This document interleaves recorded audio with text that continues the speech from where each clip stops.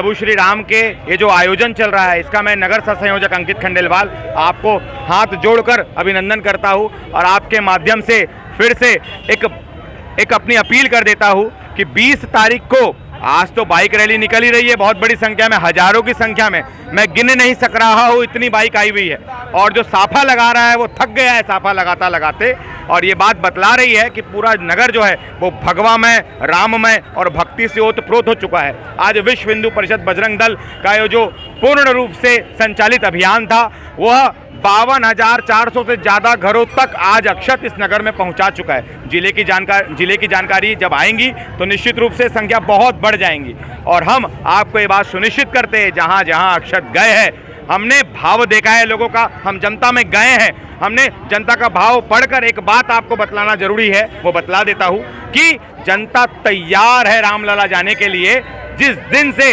गाड़ियां भरने वाली है उस दिन से मेरे को जानकारी लगी है कि 7 फरवरी के आसपास से हमारी जो सरकार है, राज्य सरकार, वह भी भेज रही है अयोध्या ट्रेन के माध्यम से सभी राम भक्तों को। यह भी एक बहुत अच्छा और